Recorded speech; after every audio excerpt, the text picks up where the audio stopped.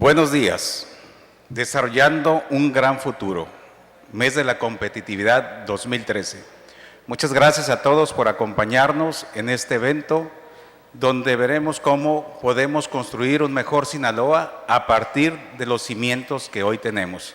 En este marco de un edificio histórico en nuestra ciudad que acaba de cumplir 70 años, recibiremos a un invitado de gran renombre que estará a cargo del doctor Alonso Concheiro, nuestra conferencia. Te pido amablemente a nuestro presidente, Carlos Valderrama, tenga bien pasar a darnos un mensaje de bienvenida. Gracias a todos.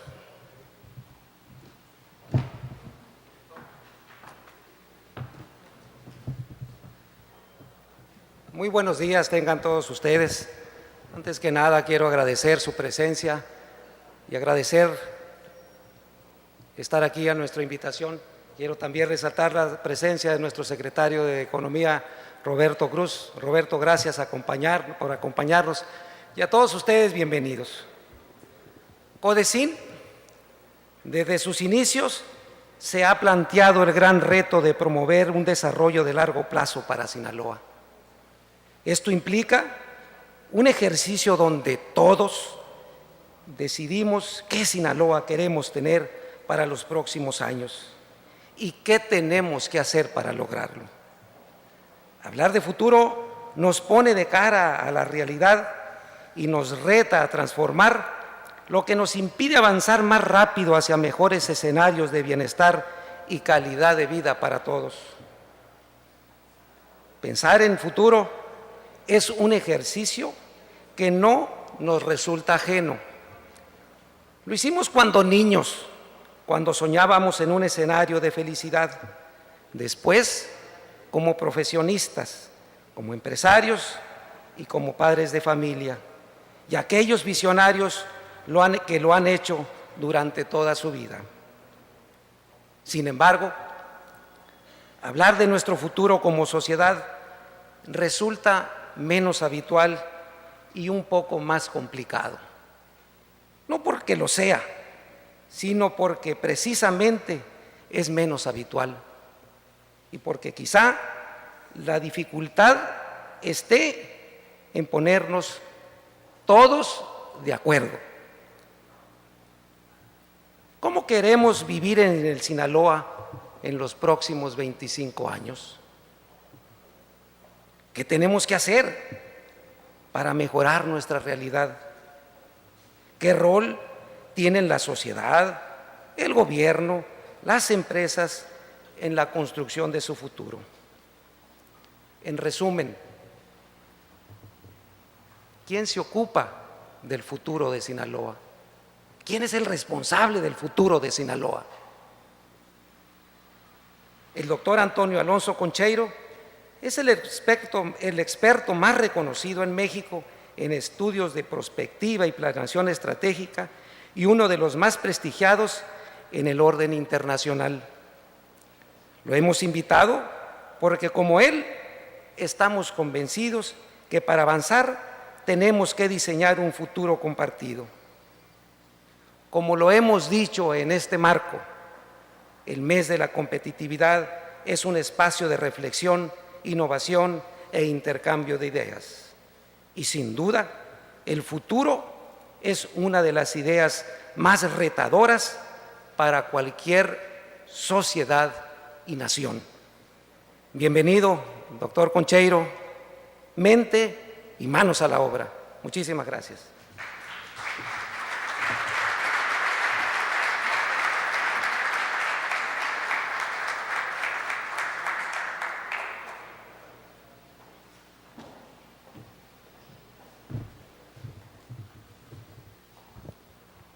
Muy buenos días a todos. Quiero agradecerle a CODECIN el que me dé la oportunidad de estar aquí con ustedes y compartir algunas reflexiones en una presentación que está prevista que tenga al menos dos grandes apartados. En el primero yo quisiera mostrarles primero por qué creo que es importante reflexionar en el futuro. ¿Qué ganamos cuando hacemos un ejercicio de reflexión sobre el futuro? ¿Qué vínculos puede haber entre esa reflexión y la planeación? ¿Son la misma cosa? ¿Hay diferencias en qué se distingue una de la otra? ¿Cómo puede insertarse un ejercicio de planeación dentro de una visión de más largo plazo? O al revés, ¿cómo crear una visión de largo plazo para después influir sobre los planes? Y la segunda parte, sin que yo sea quien puede ni debe dibujar por lo menos un bosquejo del futuro de Sinaloa, quisiera dedicarlo a señalarles algunas cosas de un ejercicio relativamente simple y lo que se puede ganar con ello, para concluir con una idea que creo que puede ser útil, por lo menos por lo que alguien de fuera de Sinaloa percibe cuando lee acerca de Sinaloa, de cómo plantearse y cómo plantarse frente al futuro desde Sinaloa. ¿Por qué debemos reflexionar sobre el futuro? Primero, porque nos guste o no, el futuro es el espacio donde vamos a vivir el resto de nuestros días y no importa cuándo hagan la afirmación, siempre va a ser cierta. Segundo, porque prever es lo mismo el origen y el medio de todas las empresas. Y no me refiero solo a las empresas económicas, me refiero a cualquier tipo de empresa que uno quiera emprender. Y tercero, porque hay gran incertidumbre sobre el futuro. ¿Y qué es el futuro? ¿Qué nos puede deparar el futuro? Que a veces nos depara sorpresas agradables y otras veces no tanto. Quien tiene una visión del futuro controla parte del presente.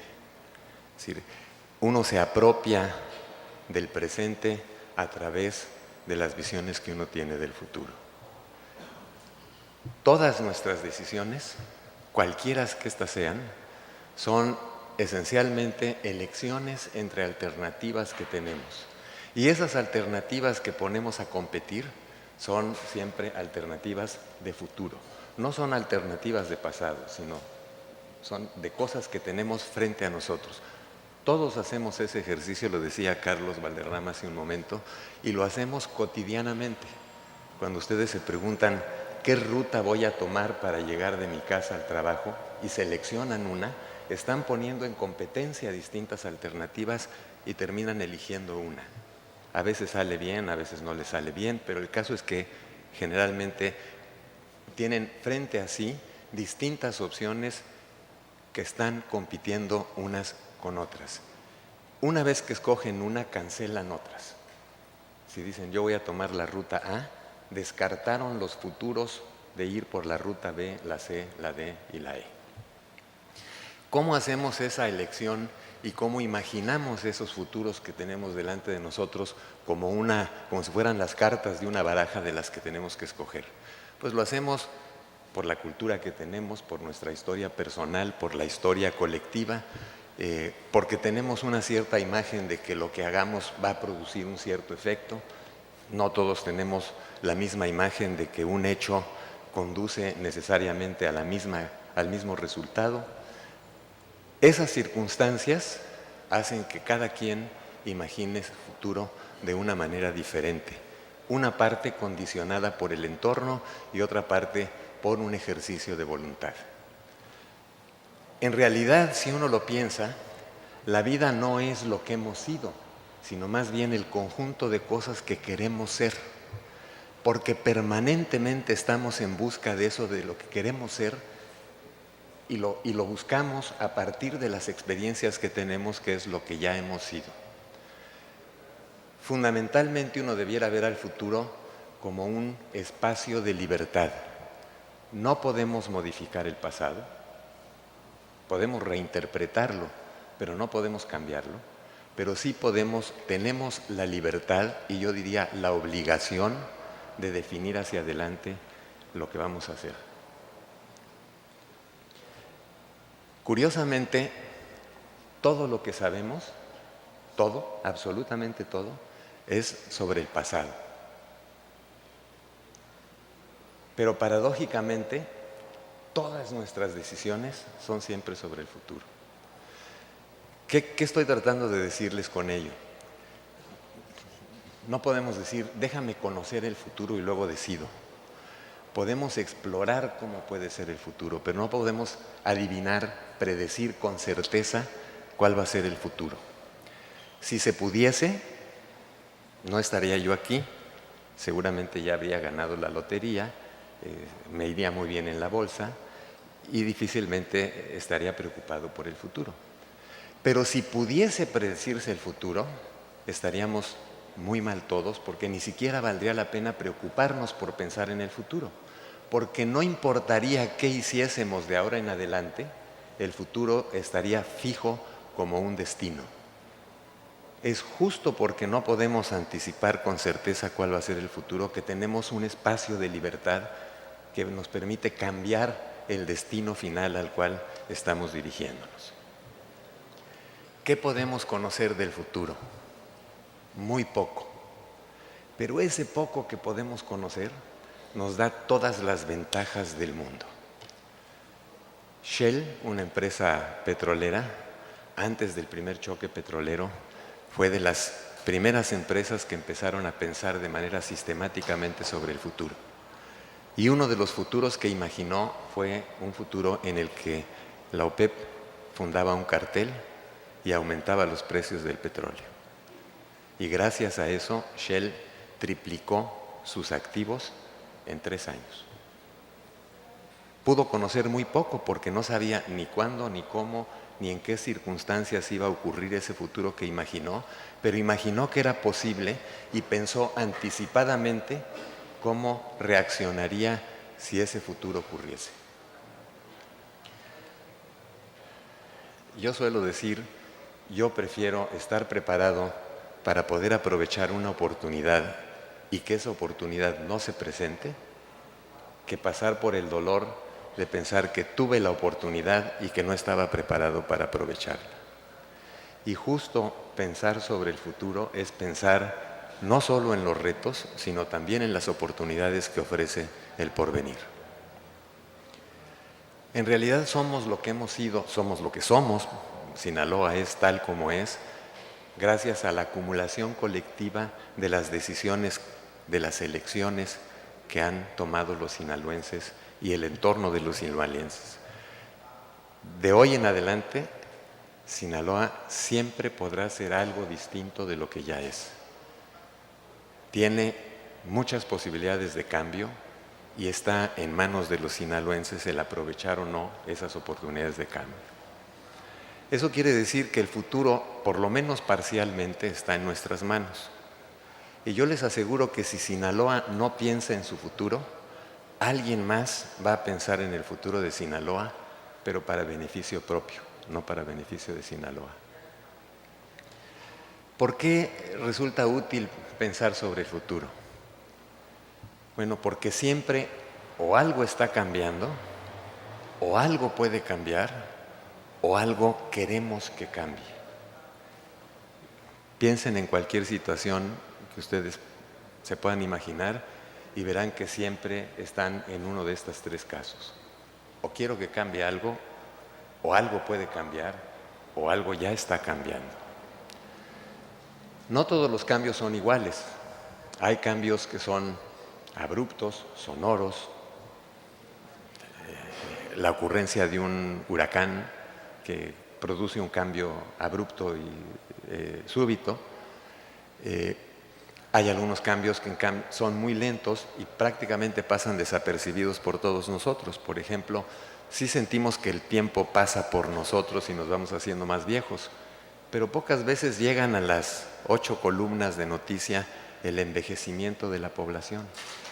Y es un asunto que se va dando gradualmente, permanentemente, y que puede representar cambios muy profundos en la estructura económica, en la producción, en las necesidades de la población, etcétera, pero no es un cambio notable, notorio. No aparece todos los días en la prensa como si aparece el que baja la bolsa, sube la bolsa, el que se aprueba o no se aprueba una reforma energética. Y después de que se apruebe o no se apruebe, deja de estar en las noticias y lo que ocurra dentro de la industria energética deja de tener peso en la visión de todos los mexicanos. Hay algunos cambios que son internos, que ocurren dentro de Sinaloa y otros que ocurren fuera, pero tienen impacto importante sobre Sinaloa. Es muy probable que muchos de ustedes piensen que las decisiones que se toman a nivel federal y que afectan a Sinaloa son, en muchos casos, inadecuadas para el estado de Sinaloa. Así lo piensan por lo menos los estados fronterizos, que seguramente van a sufrir un incremento en los impuestos que antes no tenían en el caso del impuesto del valor agregado. El caso es que hay algunos cambios sobre los que nosotros tenemos al menos algún nivel de influencia y otros que vienen de fuera y que no tenemos más remedio que adaptarnos de la mejor manera posible frente a ellos. Y hay algunos cambios que aún estando adentro no podemos controlar, no podemos ser nosotros como individuos o como organización los que determinen el cambio, ni la manera o la dirección o la intensidad con la que éste ocurre. ¿Qué pasa si no pensamos sobre el futuro lo suficiente?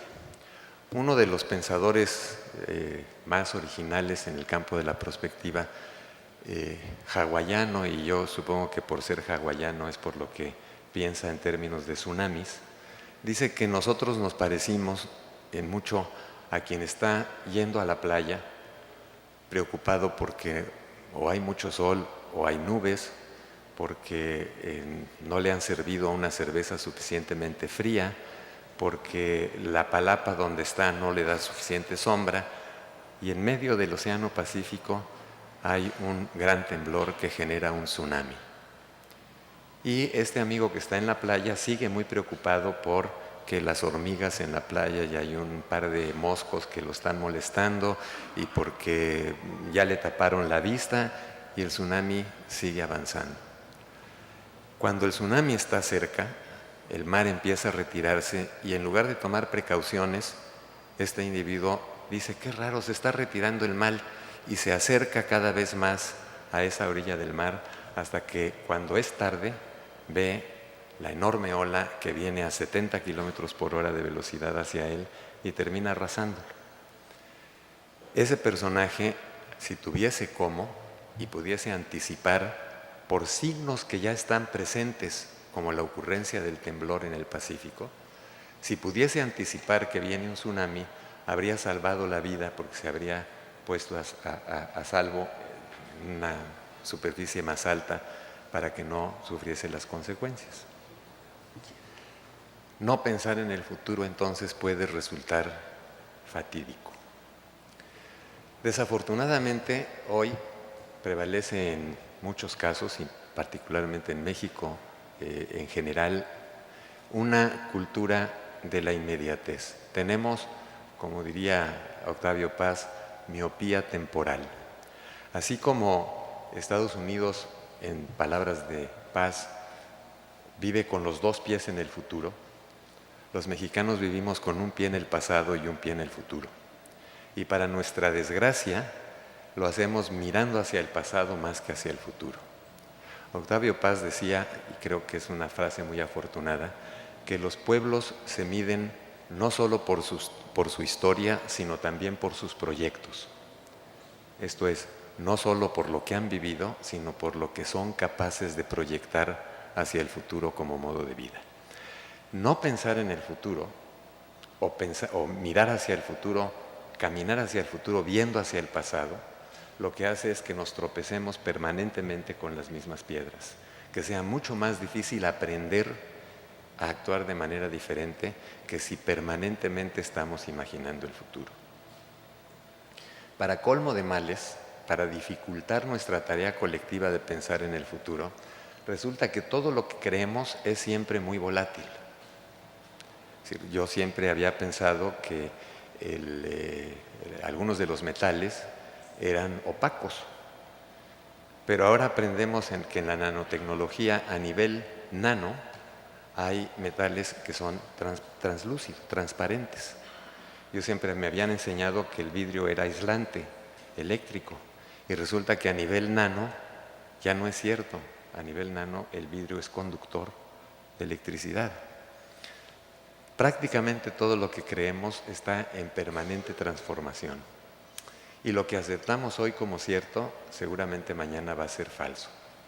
Eso quiere decir que no podemos vivir nuestras vidas diciendo, así son las cosas.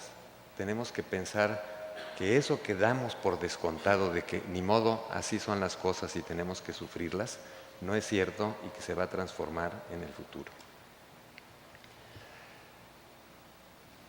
Además, pensamos en el mundo actual con modelos que apenas son una aproximación de la realidad y tomamos decisiones con base en ellos. Si la realidad cambia muy lentamente, es razonable esperar que algunos de los modelos que construimos tendremos tiempo de desarrollar las ideas, las teorías que nos permitan explicar al mundo. Pero cuando el mundo se acelera, es mucho más difícil que podamos construir modelos apropiados que nos permitan tomar mejores decisiones. Estamos normalmente tomando decisiones con modelos que son ya obsoletos, que la propia vida ha hecho que dejen de ser válidos. Hoy, además, cada vez nos parece que todo está dándose con mayor rapidez. Hay lo que algunos llaman un proceso de compresión del tiempo, en el que naturalmente, una vez que se da, cada vez nos obliga a reaccionar de manera más rápida frente a los cambios. Cada vez tenemos menos tiempo de pensar en nuestra realidad para actuar después con mayor información, con mayor pensamiento de lo que estamos haciendo. Imaginen ustedes que en este momento suena una bocina en el fondo del salón y que eso anuncia que hay un peligro inminente. Tendríamos muy poco tiempo, si no hubiésemos reflexionado anticipadamente a ello, en reaccionar para ponernos a salvo. Eso es lo que nos está pasando hoy. Nos ganan las cosas en la realidad y lo único sensato entonces frente a esa compresión del tiempo es tener soluciones antes de que vengan las cosas, anticipar los futuros para que cuando lleguen podamos reaccionar de manera reflexiva.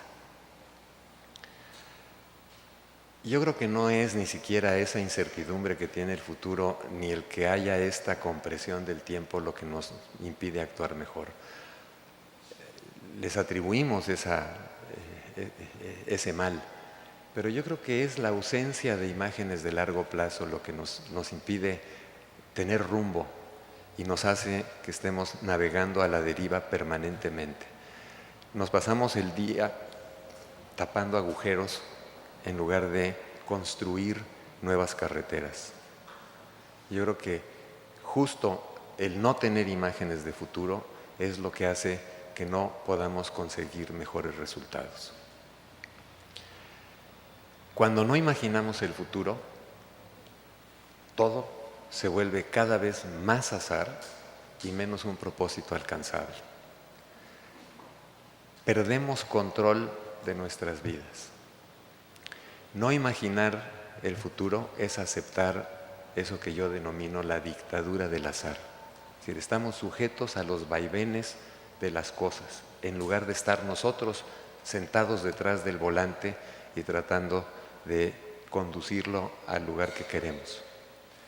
No pensar en el futuro es como conducir un automóvil pensando solo en el espejo retrovisor.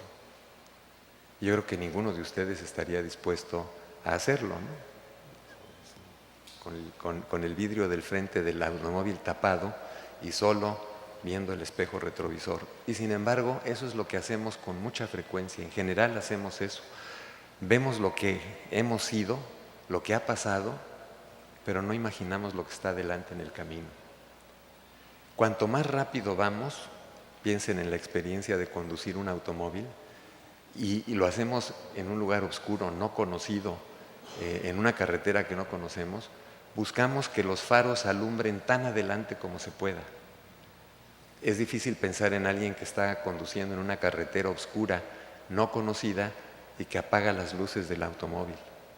Y sin embargo, cuando actuamos sin imaginar en el futuro, eso es exactamente lo que estamos haciendo. Debiéramos de pensar más bien en cómo hacemos para prender las luces largas del automóvil y no pensar solo en los próximos 2 años o los próximos 4, que es cuando nosotros tenemos responsabilidad directa en el caso de los políticos, sino en el más largo plazo. Entre otras cosas, porque cambiar una sociedad requiere tiempo, no se va a dar de la noche a la mañana. Podemos desear, sin ninguna duda, que deje de haber pobres o personas en pobreza extrema en Sinaloa, pero les aseguro que dentro de 2 meses va a ser imposible que eso haya cambiado y que hayan desaparecido todos los pobres extremos. Se requiere tiempo y por ende se requiere prender las luces largas y pensar en el más largo plazo. Thomas Hobbes, un politólogo inglés del siglo XVII, decía que el infierno era la verdad vista demasiado tarde. Y yo le agrego hoy, demasiado tarde es no anticiparla.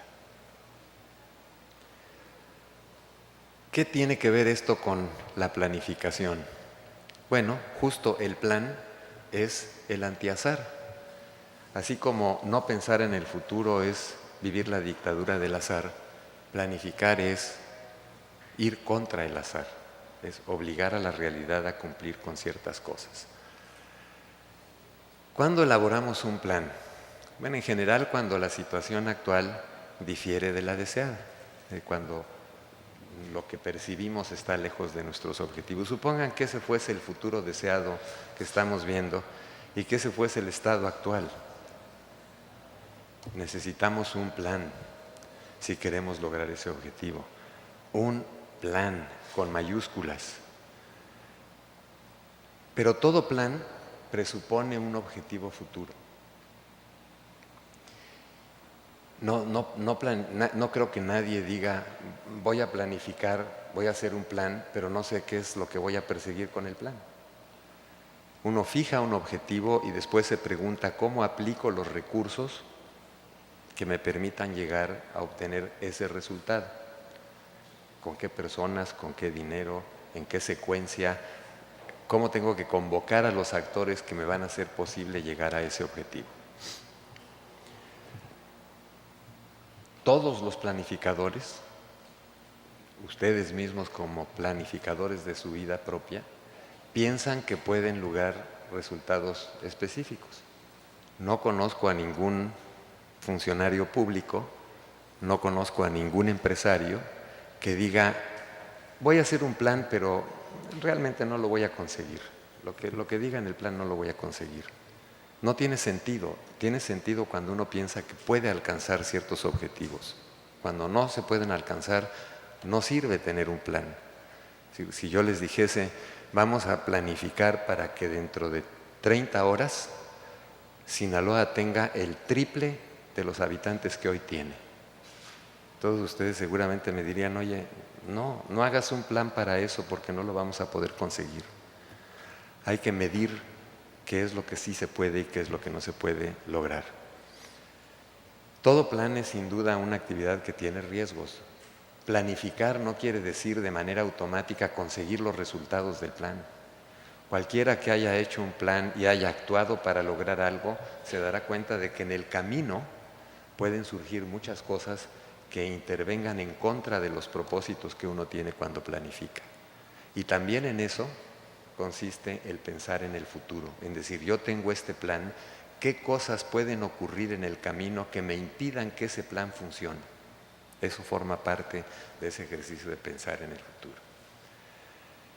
Hoy vivimos todos, no solo en México, el mundo vive en una situación de mayor incertidumbre que nunca antes. Y en esas condiciones, ante alta incertidumbre, con poco tiempo para reaccionar, las herramientas tradicionales de la planificación fallan. No se trata de conseguir más información, de tener mejores teorías. La incertidumbre que tenemos es una incertidumbre básica, fundamental. Ni siquiera sabemos qué es lo que no sabemos.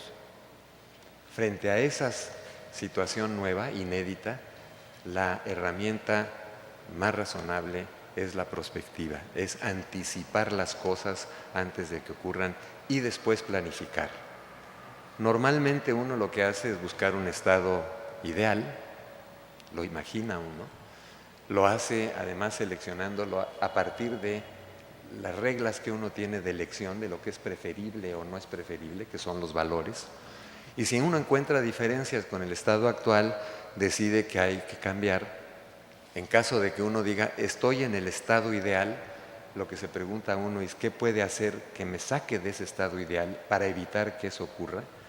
Y en cualquiera de esas dos situaciones uno define, a lo mejor no puedo llegar a ese futuro preferido, deseado, ideal que busco, pero sí defino algo que esté muy cerca de eso y que yo crea que se puede alcanzar, un futuro plausible. Una vez que tengo ese futuro plausible, construyo el plan, diseño el plan, implanto el plan, tomo las acciones que requiera el plan y después me pregunto si el resultado que estoy obteniendo me está conduciendo o no a ese objetivo final, y en caso de que no, corrijo, y si sí, sigo con la implantación del plan. De todo ese proceso, este pensar en el futuro hace lo que yo creo que es más importante, que es definir cuál es ese estado preferido y cuáles son las circunstancias que me pueden impedir que ese plan llegue a buen término. La prospectiva viene de pro, delante, y expectar, que es mirar, o sea, quiere decir mirar hacia adelante en el tiempo. El objeto de estudio de un ejercicio de estos es justo el futuro, o si lo quieren poner de otra manera, es el cambio. Quienes hacen ejercicios de prospectiva estudian el cambio.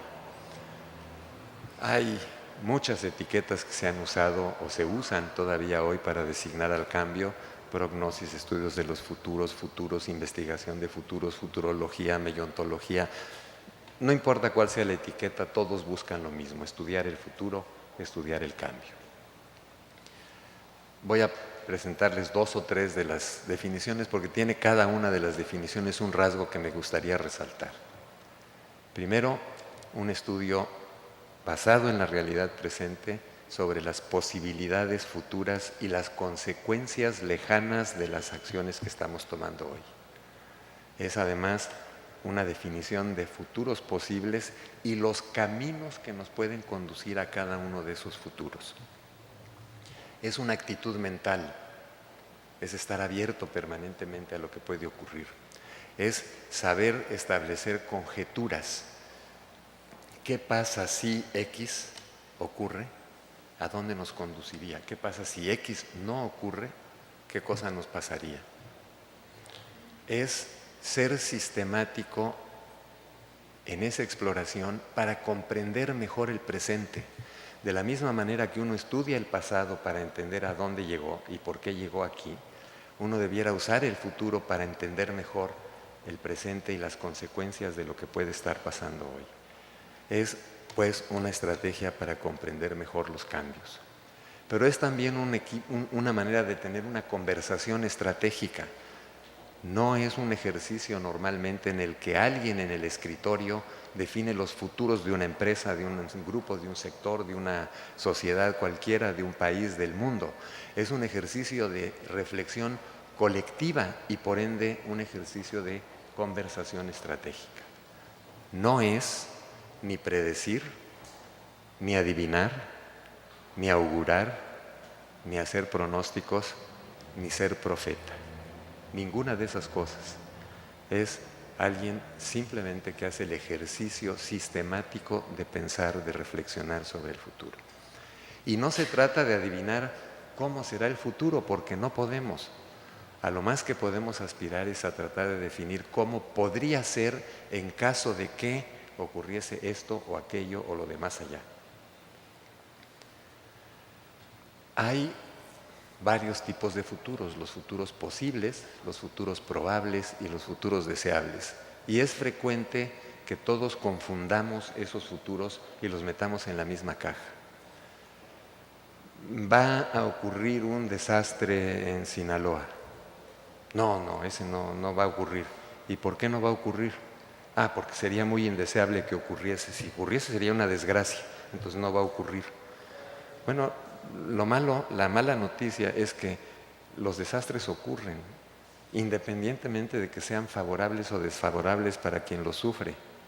La historia está llena de eventos negativos que han afectado de manera inapropiada a distintos grupos sociales o a distintas sociedades.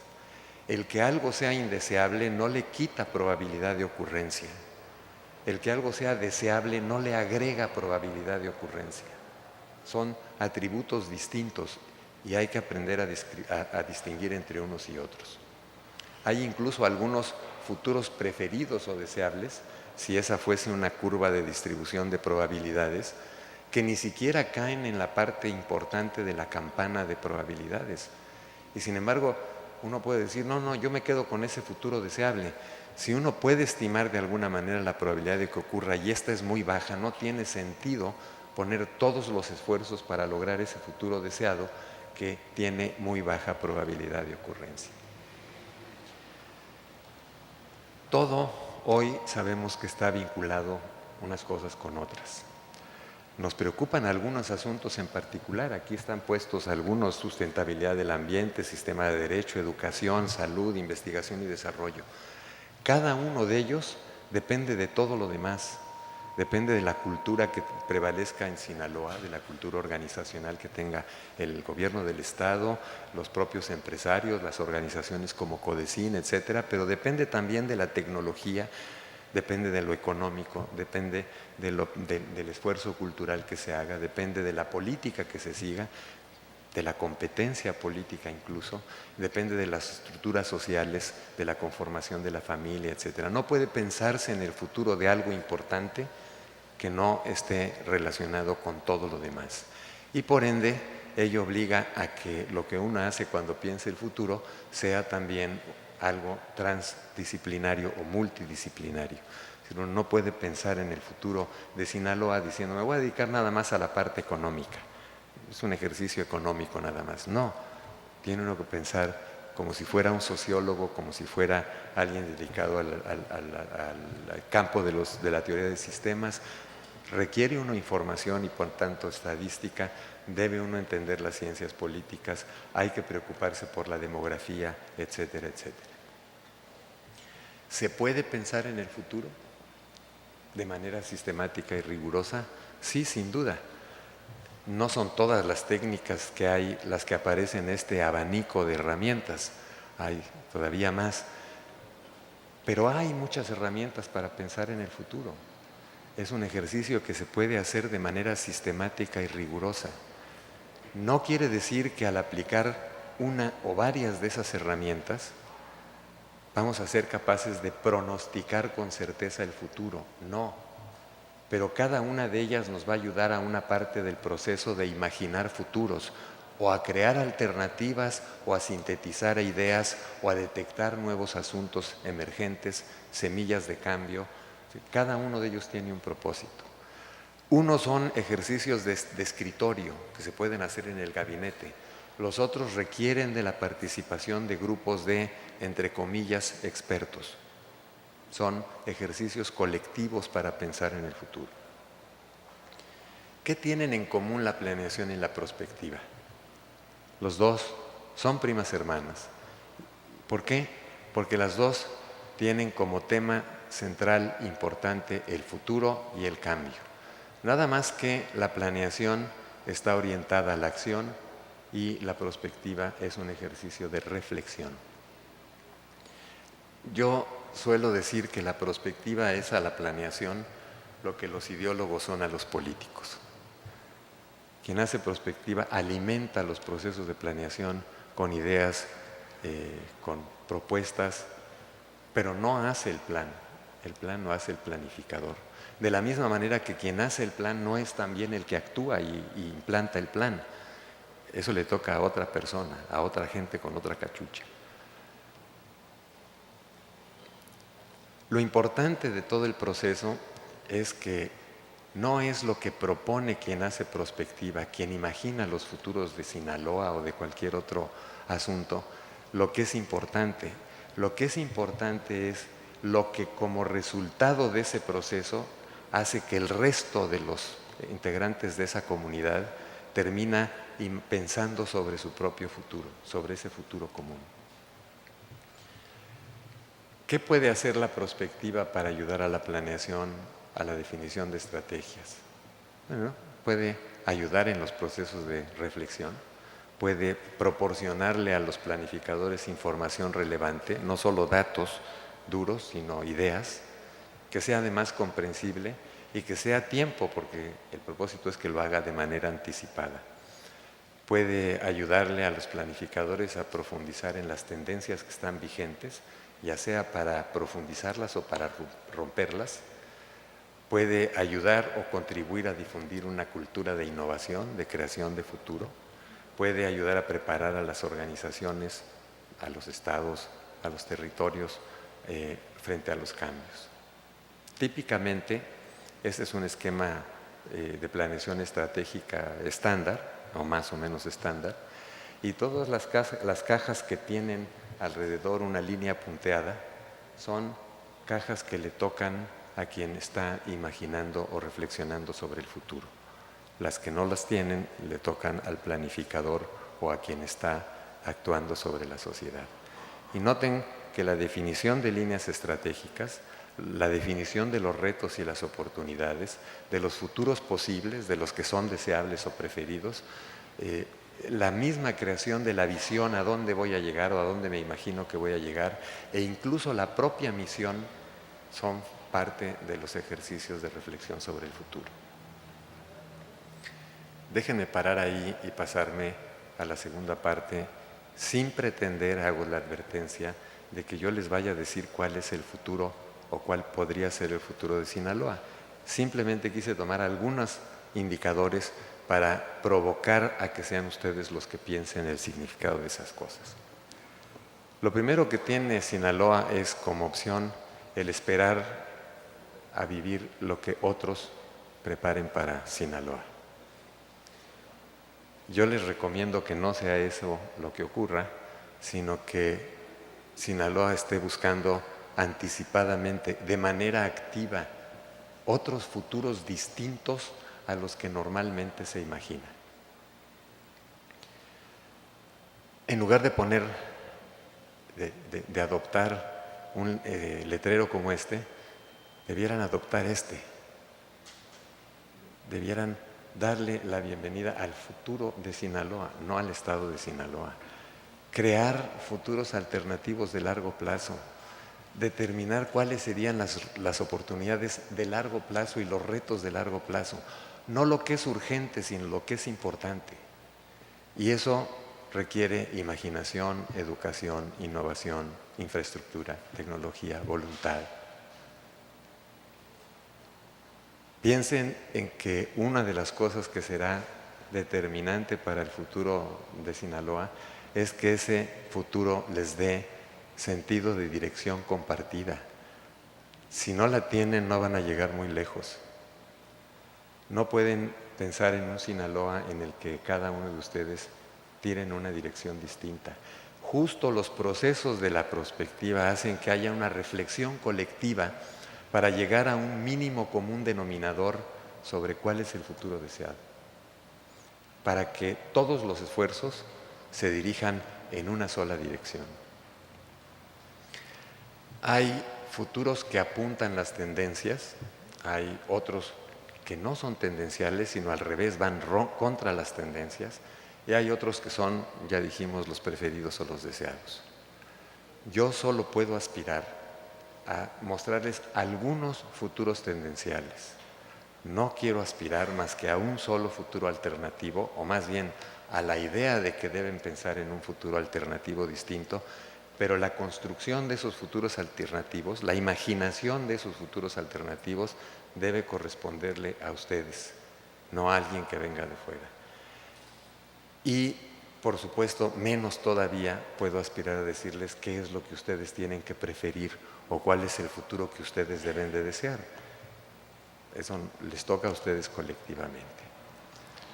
Primero, esa es la gráfica de crecimiento de la población. Hoy Sinaloa tiene, en el 2010, cuando digo hoy es 2010, tenía casi 2.8 millones de habitantes. Bueno, si las cosas siguen como apunta a esa tendencia histórica, no cabría esperar que el Estado creciese demasiado en su población. No va a ser por una mucho mayor demanda de sinaloenses que va a cambiar o a transformarse el Estado. Apenas en los siguientes 40 años es probable que se agregasen 500,000 de habitantes. 600, 700 mil habitantes, pero no mucho más. Es una cifra importante de todas maneras, pero es una cifra que se va a absorber en 40 años. El problema seguramente está en otro lado. ¿Cómo se ha distribuido y cuál puede ser un escenario tendencial de la distribución de la población en Sinaloa? Ahí lo estoy mostrando y piensen que la población de la zona centro de Sinaloa, es decir, Culiacán, Nabolato, Badiraguato, Cozalá y Eliota, puede llegar a tener más del 40% de la población del estado. Sinaloa ha venido recorriendo de manera tendencial un futuro en el que se está concentrando en una región pequeña del estado la mayor parte de la población. Y eso tiene muchísimas implicaciones para el estado. Es decir, entre otras cosas, el centro de atención va a estar solo en esa región. No se están generando oportunidades de desarrollo en las otras regiones, o están haciéndolo de manera mucho menos importante que en el caso de la región centro.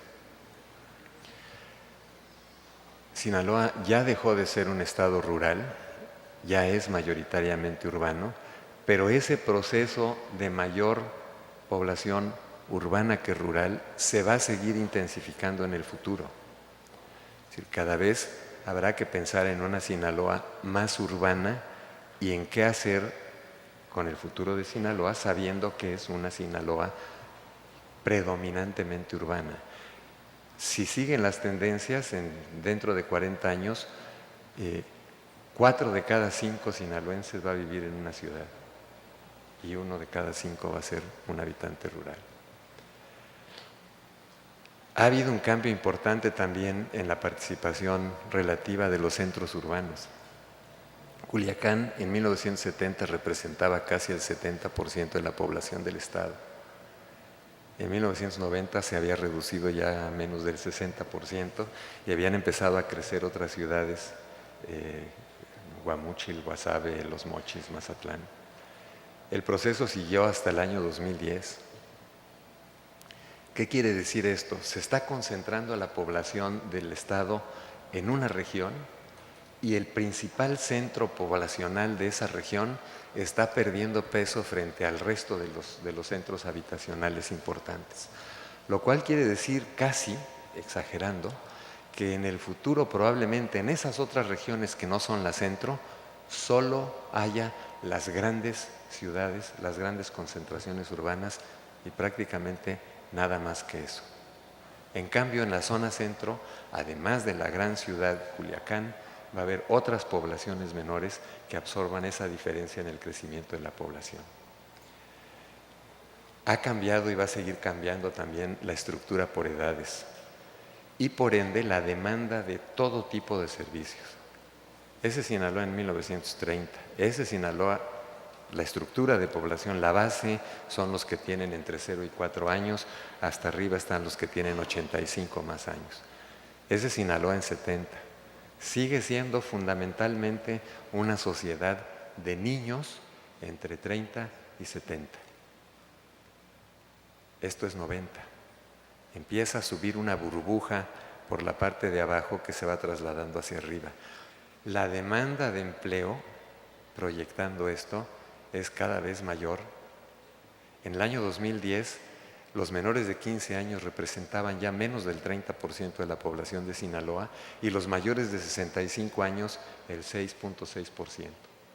Pero si uno proyecta esto hacia adelante, la burbuja sigue subiendo y en el año 2030 es muy probable que los mayores de 65 años representen ya más del 10% de la población de Sinaloa y que en cambio los menores de 15 años representen ya menos del 23%. La sociedad sinaloense está envejeciendo y normalmente por educación hemos adoptado una postura en la que los viejos son una carga. Va a envejecer la población de Sinaloa. Uy, a ver qué hacemos con los viejos, quién los va a cuidar, quién. Los viejos son un activo. Hay que pensar de otra manera. Hay que saber cómo aprovechar ese activo que tenemos, que es una población, 1 de cada 10, con una enorme experiencia laboral, de vida, cómo los aprovechamos, no cómo los soportamos. Ese cambio mental no es fácil. Hasta el año 2010, uno de los grandes retos de Sinaloa, digamos desde 1950 para acá, era ¿qué hago con ese 40% de la población sinaloense que es analfabeta? Pero hoy ese porcentaje es cada vez menor. Va a ser difícil que digamos 0 analfabetas, pero Sinaloa tiene un activo porque solo el 5% de la población es ya analfabeta. Y ese porcentaje, por lo menos si siguen las tendencias, se va a seguir reduciendo hasta llegar a menos del 1% dentro de 40 años. La matrícula escolar total tuvo un disparo entre 1970 y 80. Y luego en los 80s y 90s vinieron los problemas económicos y la gente empezó a dejar de asistir a la escuela con la misma velocidad, por lo menos creciente, que tenía antes. Eso quiere decir que seguramente la matrícula de Sinaloa, si las cosas siguen como hasta ahora, siguen el patrón histórico, es probable que pase de un poco más de 800,000 alumnos a un poco más de 1 millón de alumnos en 40 años. Es decir, tampoco es un cambio sustantivo, es 200,000 alumnos más. Pero si bien eso significará que en lugar de tener solo la educación primaria y secundaria cubierta, pasaremos a tener también la educación completa de bachillerato en promedio para todos los sinaloenses, representa un reto importante porque el peso en la matrícula total de la primaria seguirá disminuyendo y va a aumentar el de la secundaria, preparatoria y de educación superior, idealmente la de educación superior mucho más. Pero el costo por alumno es mucho más bajo en primaria que en los otros niveles, lo cual quiere decir que aunque solo crezca 200,000 alumnos más la matrícula total, el costo va a ser mucho mayor que simplemente el 20% adicional o el 25% adicional. ¿Cómo respondería Sinaloa frente a ese reto? ¿Quién se va a hacer cargo de ese nuevo costo adicional en la educación? Ha habido un cambio importante en la distribución de la matrícula escolar. En 1990, apenas el 6% de la matrícula total correspondía al sector privado. En el 2030 podría llegar al 10% si siguen las tendencias, pero ¿será suficiente ese 10% o se requerirá un mayor esfuerzo del sector privado? Esta ha sido la tasa de crecimiento anual del Producto Interno Bruto de Sinaloa.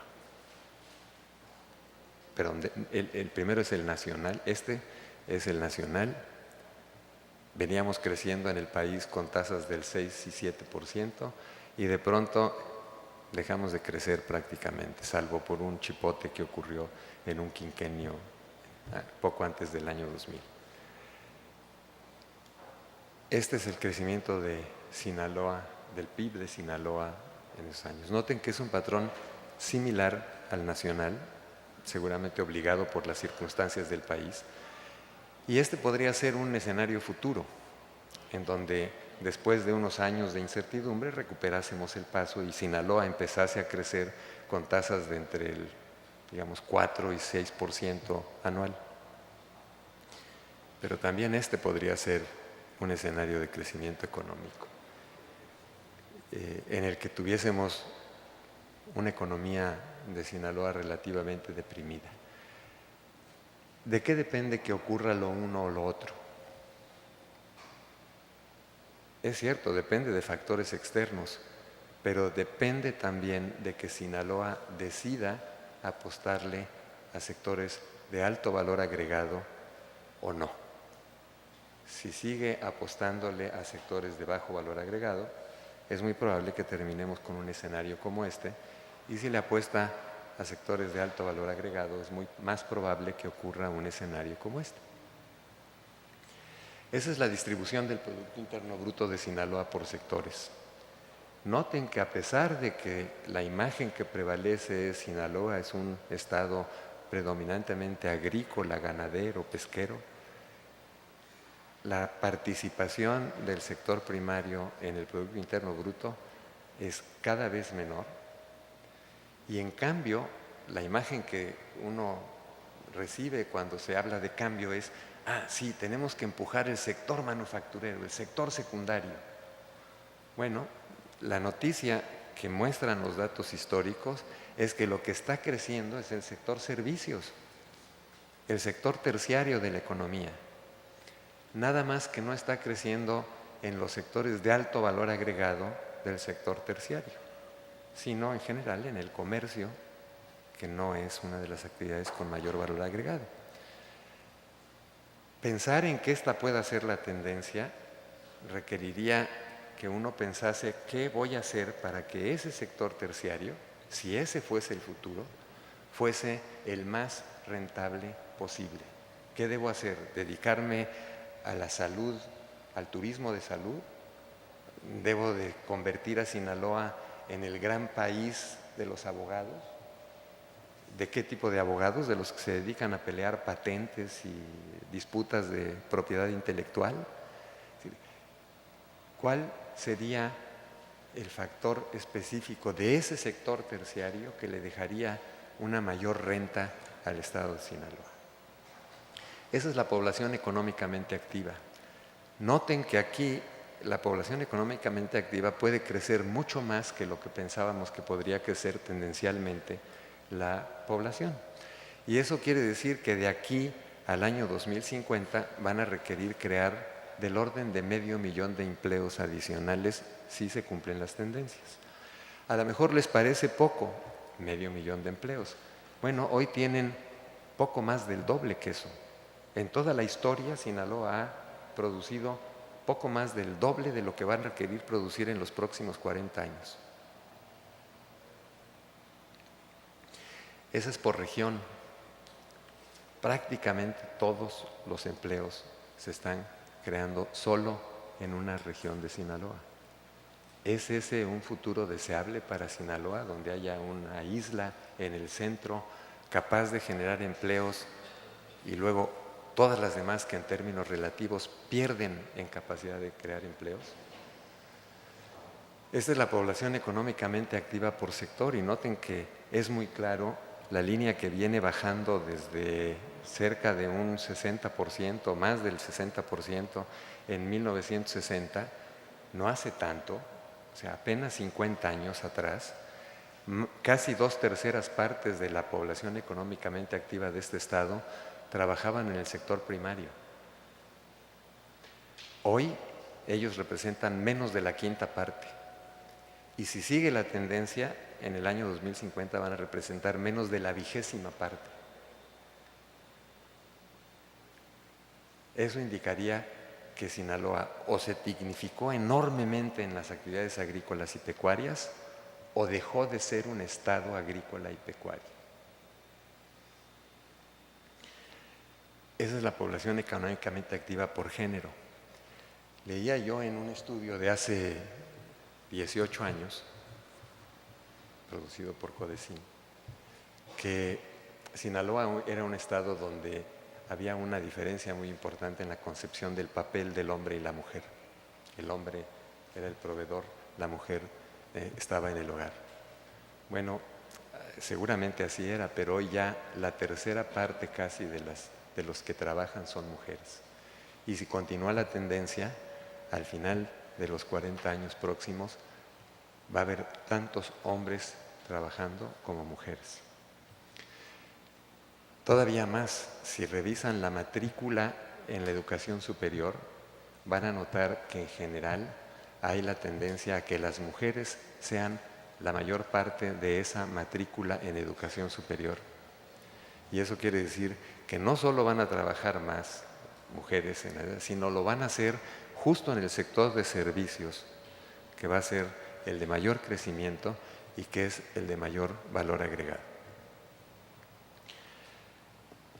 Según nivel de ingresos, nos podemos poner muy contentos porque en los 40 últimos años, los que percibían hasta un salario mínimo, que en 1970 eran 3/4 partes de los sinaloenses, hoy representan el 11%. Una gran mejora. Los que percibían entre 1 y 2 salarios mínimos eran el 13%, crecieron hasta llegar a ser la mitad casi de la población económicamente activa sinaloense, pero volvieron a bajar y ya representan menos de la cuarta parte. Y eso a favor de los que ganan entre 2 y 3 salarios mínimos, que ahora ya representan el 27% de la población económicamente activa de Sinaloa, los que ganan entre 3 y 5 salarios mínimos, que pasaron del 2% al 23%, y los que ganan más de 5 salarios mínimos, que pasaron de un poco más del 3% a más del 16%. La imagen que uno recibiría con esto es que hubo un gran incremento en los niveles de ingreso de los sinaloenses, una mejor distribución de la riqueza, por tanto. Las malas noticias es que este es el salario mínimo en México, y fíjense lo que pasa desde 1976, que es el pico, hasta nuestros días, en donde el salario mínimo representa 6 veces menos de lo que representaba antes. Por ende, la raya que antes poníamos en un salario mínimo o menos, quiere decir la raya que hoy pondríamos en 6 salarios mínimos o menos. Eso quiere decir que la situación salarial en general en Sinaloa debe ser preocupante. Esa es la superficie total cosechada de Sinaloa. Noten que de 1975, de mediados de los 70s en adelante, prácticamente no crece la superficie cosechada. Hay variaciones anuales importantes, pero no hay un crecimiento sostenido importante. Eso me hace pensar que a lo mejor, a pesar de que la promesa es que sí existen muchas tierras incorporables a la agricultura en Sinaloa, algo está haciendo que no se haya concretado. Esa es una gráfica que muestra la superficie cosechada, la población y el número de hectáreas por habitante. Noten que el número de hectáreas por habitante está yendo a la baja, lo cual quiere decir que la producción de alimentos per cápita en Sinaloa será en el futuro, si siguen las tendencias, disminuyendo. Y esa es la imagen que uno puede derivar tendencialmente de la superficie irrigada y de temporal. Y si así fuese, noten que la mitad de esa superficie que no está creciendo se convertirá en tierras de temporal, lo cual significa menor productividad por unidad. O sea, tendencialmente no es una imagen muy halagüeña. Yo sé que están diciendo, ¿qué rayos es eso? Bueno, esa es una gráfica que muestra cómo han evolucionado por grupos de cultivos la producción de Sinaloa desde 1950 en adelante. Esa es la gráfica del sector industrial, de los grupos industriales. Esto son las hortalizas en particular. Se abandonan por el maíz.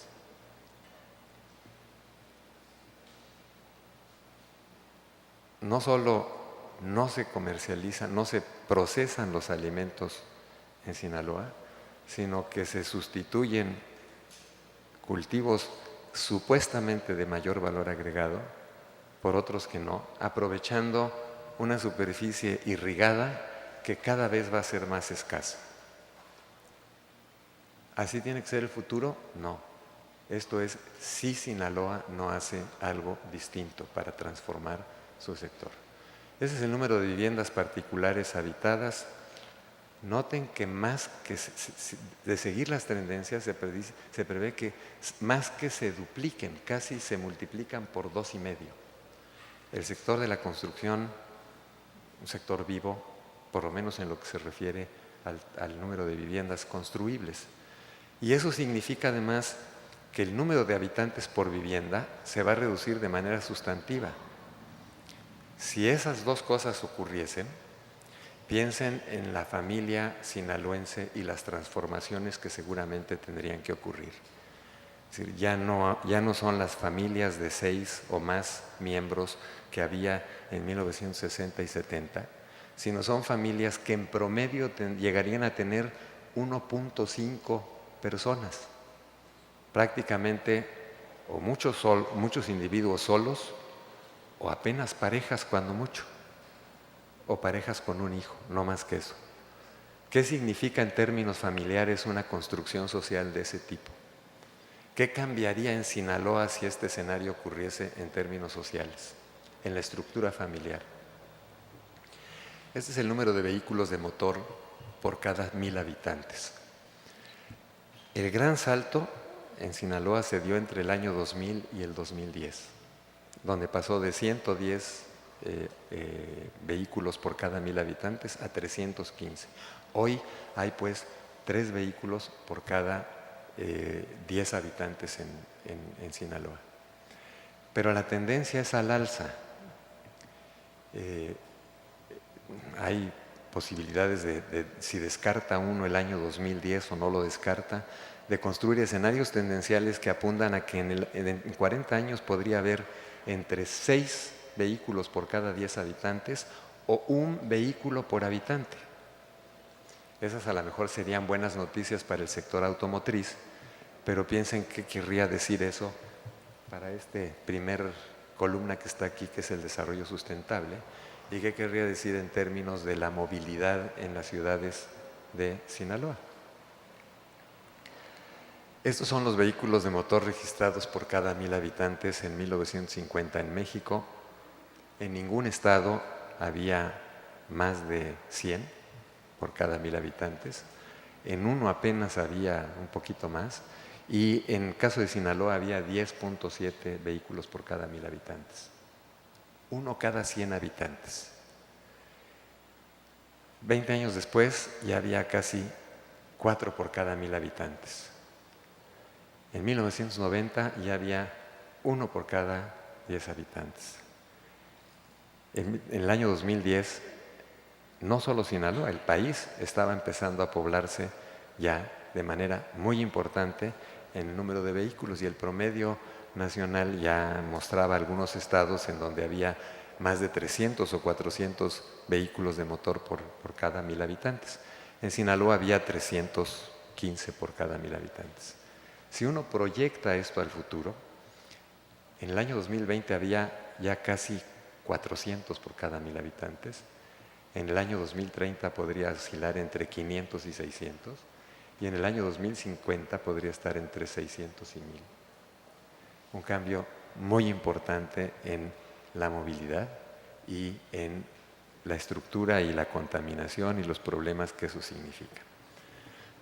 En el sector salud, estos son los recursos físicos en el sector salud, Sinaloa y el país. No hay grandes diferencias. Lo único que crece en los recursos físicos son los consultorios. No crecen los quirófanos, no crecen las camas sensibles, no crecen las unidades médicas, sí el número de consultorios. En otras palabras,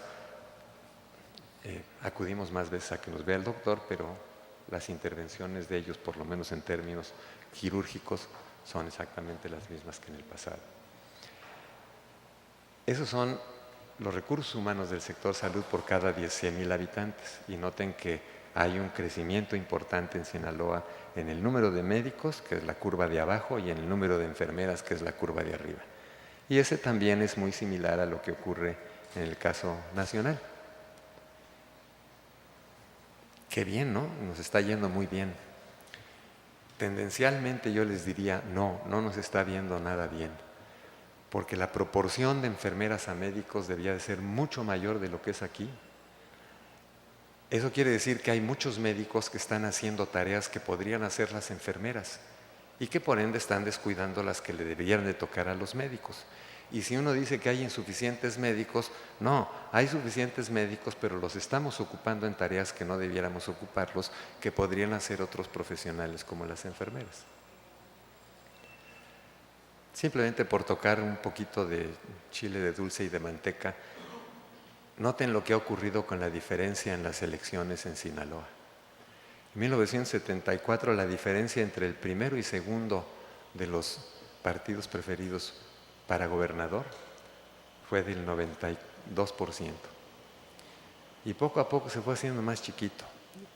En otras palabras, las elecciones en Sinaloa se convirtieron en unas elecciones amplias, cómodas, en las que no había duda quién era el ganador, a elecciones que serán cada vez más disputadas.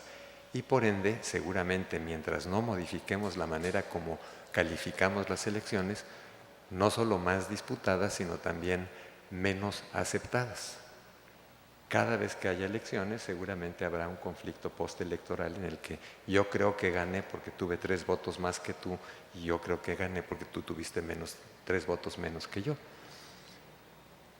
Creo que debiéramos pensar qué debe cambiar en el sistema electoral, no solo de Sinaloa, del país, para evitar este tipo de situaciones en las que permanentemente vamos a estar disputando los resultados de las elecciones.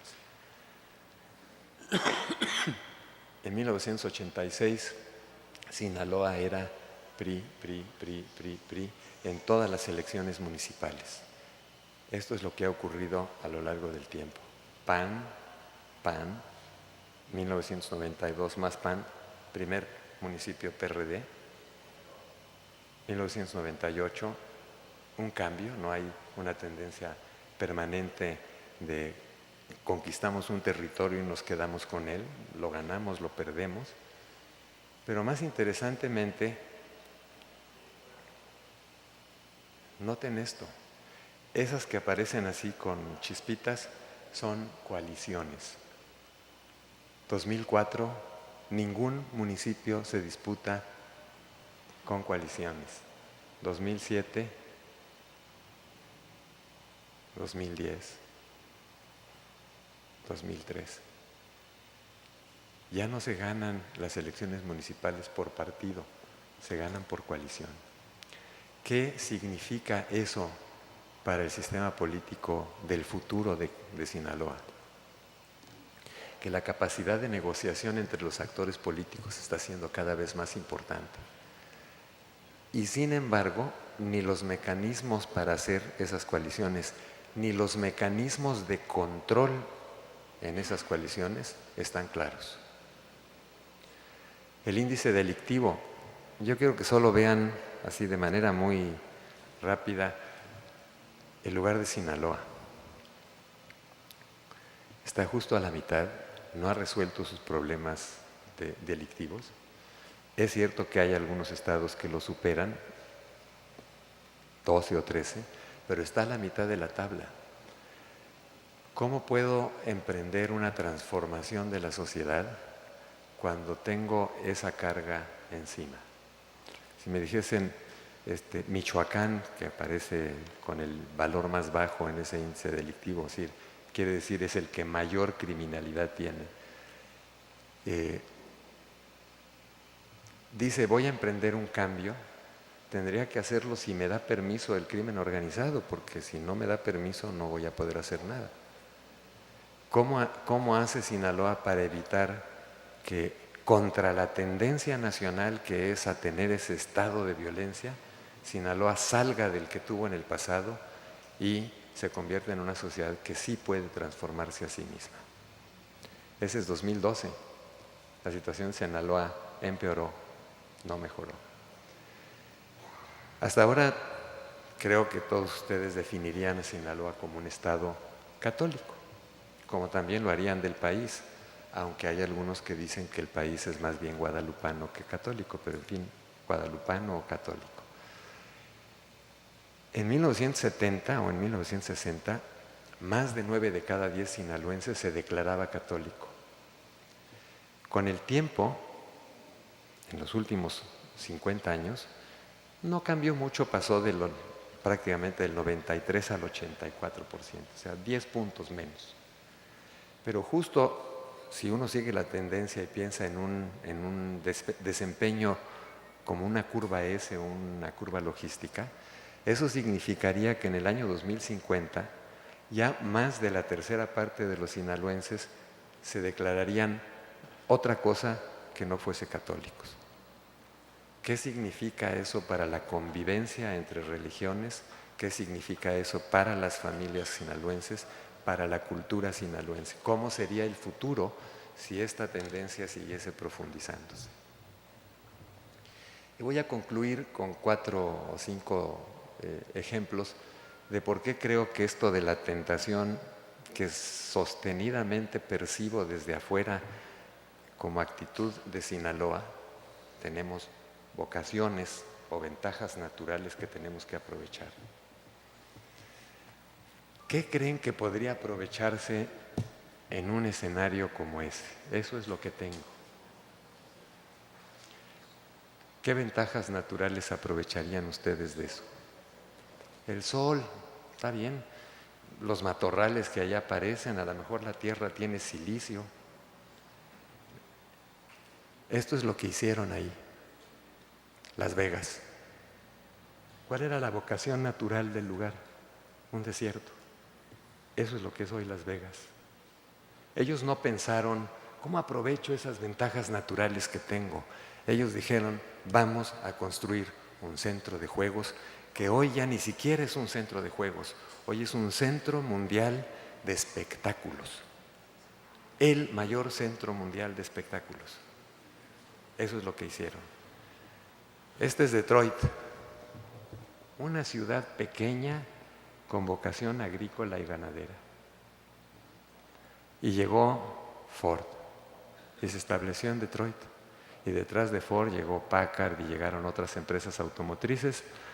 La población de Detroit explotó de 1990 a 1950 y le agregó más de 1 millón de habitantes en ese medio siglo. Y esto es Detroit. Pero Detroit se durmió en los laureles y dijo, ya tengo una vocación natural, ser el centro automotriz mundial. Y entonces empezó a perder población porque dejó de tener mercado y eso es Detroit, en quiebra. ¿Por qué? Porque siguió insistiendo en que ya tenía el camino recorrido y ya sabía cuál era su futuro, que era ser un centro automotriz. Esto es Japón, una pequeña isla que se dedica a cultivar arroz, principios de siglo. Si no hubiera habido la revolución Meiji, ese seguiría siendo Japón. Claro, seguramente hoy produciría arroz mejorado genéticamente, lo industrializaría de otra manera, tendría canales de exportación, etc. Pero Japón decidió que ese no era su futuro y se convirtió, sin tener depósitos de carbón o de mineral de hierro, se convirtió en el primer productor mundial de acero durante una época. Y no solo eso, se convirtió en el principal productor de relojes. Y no solo eso, se convirtió en el principal productor de equipo electrónico. Y no solo eso, se convirtió en el principal productor de automóviles. Esas son las ventajas naturales de una pequeña isla agrícola dedicada al cultivo de arroz. Y finalmente, ¿cuáles serían las ventajas que pueda aprovechar de eso que es el Ártico?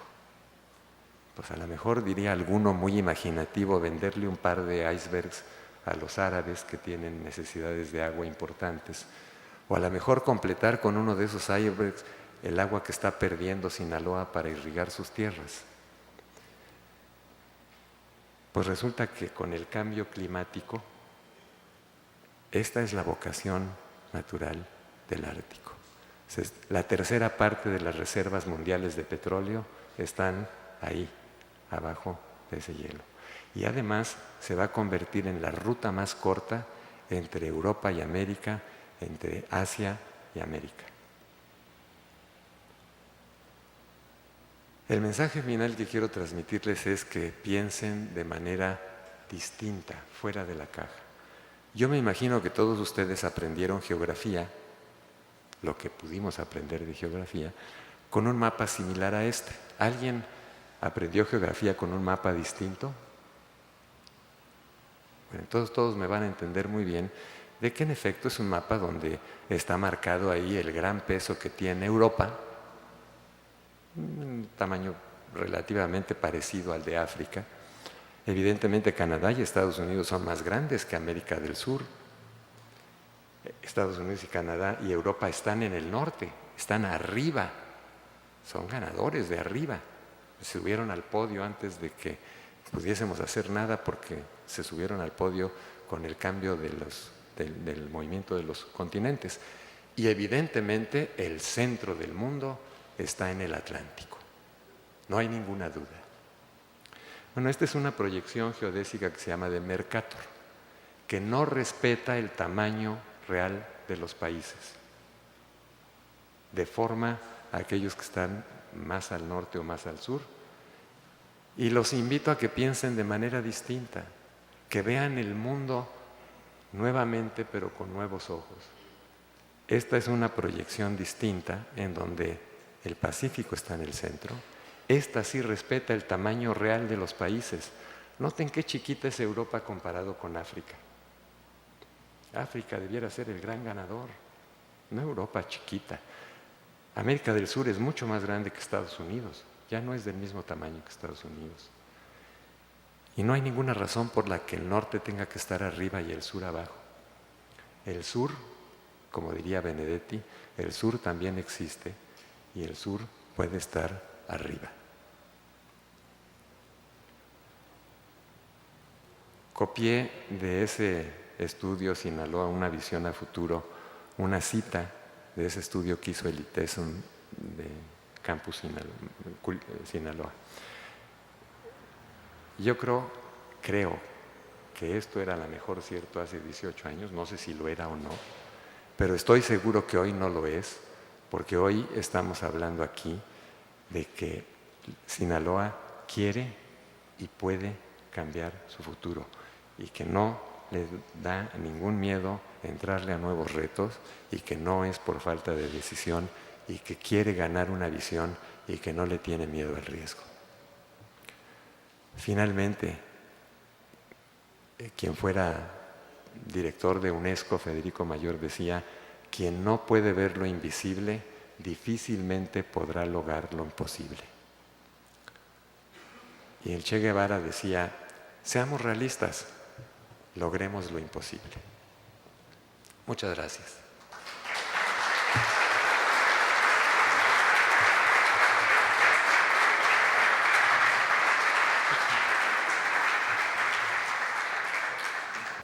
En la historia documentada de Sinaloa, por primera vez el CODECIN incorpora la prospectiva. Tradicionalmente nuestros gobiernos locales han utilizado la planeación, pero nunca la prospectiva.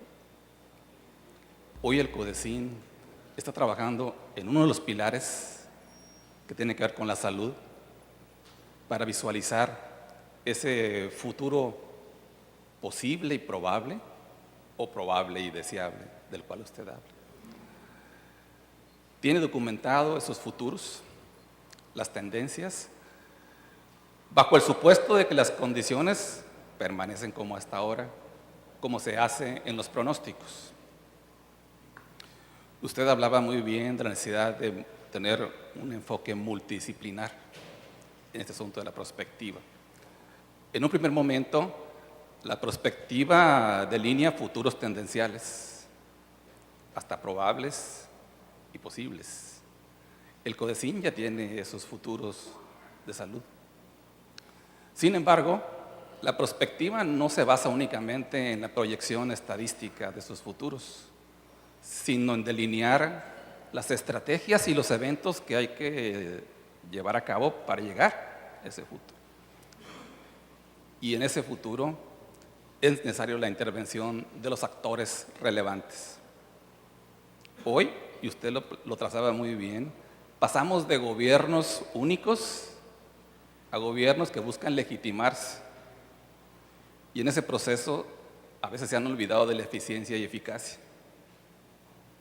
Al parejo han surgido organismos como CODECIN, que tratan de impulsar políticas públicas que permitan transitar de la inmediatez al futuro. El CODECIN está inserto en eso. ¿Pudiera usted hoy hablarnos de la importancia de este tipo de organismos en este proceso, en este entorno de vida pública, en que en el tipo de gobernanza tenemos teniendo todavía un gobierno de sociedad y el CODECIN intenta transitar a un gobierno con sociedad. ¿Cuál debiese ser la perspectiva de CODECIN en su escenario? ¿Cómo debe transitar CODECIN? De ese CODECIN que nació para impulsar una política pública para traer inversiones y mejorar la competitividad del Estado para generar mejores empleos. ¿Qué visión prospectiva pudiera darle usted al CODECIN para que este organismo, en un entorno todavía de gobierno con sociedad, pueda llevar la perspectiva en el ámbito de la salud, en el ámbito de la economía, a esos futuros probables y posibles? Existe una gran cantidad de países que tienen lo que se ha venido llamando un Consejo Económico y Social. Y esos consejos económicos para el desarrollo económico y social son organismos de consulta obligada para los gobiernos. No tienen capacidad de veto, no pueden decir, no, esta ley que está proponiendo el gobierno o este plan y programa que está proponiendo el gobierno no nos gusta y por ende no la aprobamos. Lo pueden decir, pero el gobierno no es una decisión vinculante para el gobierno o para el Estado. Pero todos ellos son de consulta obligada. Y eso quiere decir que cualquier ley que propone el Estado o cualquier plan que propone el Estado obliga a que se lo envíen a estos consejos y estos consejos emitan su opinión. Y es muy distinto que un gobernante diga, yo voy a pasar el plan X, Y o Z o la ley Q, a que lo haga a pesar de que un Consejo Económico y Social le diga, no nos parece ni esto, ni esto, ni esto de esa ley o de ese plan. Tú podrás hacerlo, pero lo vas a hacer en contra de esa opinión. Hay una diferencia entre esos consejos y el CODECIN, que es que tienen reglas muy claras de quiénes y cómo y cuánto tiempo permanecen en el cargo y son, entre comillas, representantes sociales, plurales. Hay empresarios, líderes sindicales, académicos, expolíticos, en fin. Y tienen además la capacidad de hacer justo lo que tú señalabas hace un momento, que es proponer iniciativas de cosas que hay que estudiar, reflexionar, ver, pero lo hacen dentro de una estructura formal de participación y no en contra de la estructura de participación, que es el caso que tiene CODECIN. CODECIN puede tener las muy buenas intenciones, si no se lleva bien con el señor gobernador o le cae gordo al señor gobernador o el señor secretario de Economía, a lo mejor no puede hacer nada CODECIN. Eso es muy distinto a tener una regla formal que obliga a la participación social. Pero además, también si hoy CODECIN deja de cumplir con su función, pues a lo mejor algunos empresarios dicen, no hombre, qué mal, antes hacíamos más cosas y ahora ya no las estamos haciendo. Pero nadie puede reclamar formalmente que no las están haciendo. Cuando tienes un Consejo Económico y Social formalmente constituido, la sociedad le va a decir al Consejo, no estás cumpliendo con tu tarea. Yo diría pues que lo mejor que le puede pasar a Sinaloa y a CODECIN, pero es mi opinión personal, es que en efecto el CODECIN o un cuerpo similar al CODECIN se convierta en un cuerpo de consulta formal obligatoria. Que el gobierno quiera escuchar cuál es la opinión de ese grupo que está externamente al gobierno pensando sobre los futuros del Estado. Lo segundo que tiene que ver con esto es algo que a mí me parece desafortunado, no lo traduzco a Sinaloa con todo el riesgo de equivocarme, pero sé que a nivel nacional no me voy a equivocar mucho. Desde los 70s, México empezó a transitar por un camino que lo llevó a perfeccionar en papel la democracia cada vez más, a ponerle nuevos atributos, cotos, la transparencia, y se olvidó de construir ciudadanos. Entonces vamos hacia una democracia perfecta sin ciudadanía. Y eso me parece muy peligroso porque si no tenemos ciudadanos, cualquier cosa se vale dentro de la democracia, cualquier tipo de engaño. No estoy hablando de ningún partido en particular, me refiero a la situación general. México no construyó ciudadanía durante estos 30 años, o últimos 30 o 40 años. Y en un futuro con un sistema democrático, participativo, donde haya codecines y codecines de consulta obligatoria. Que no tenga ciudadanía es como actuar en la cúpula sin tener bases sustentables para poder actuar. Entonces, yo diría que yo trataría de que en Sinaloa al menos hubiese un proceso de construcción ciudadana. La prospectiva requiere de la participación sistemática, continua de actores relevantes. Hoy, en este auditorio, tenemos actores relevantes de la vida en Sinaloa. Si me permite, doctor, escuchar alguna de sus preguntas.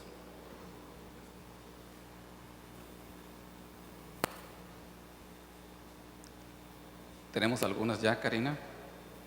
¿O alguien desea hacer una participación en este momento?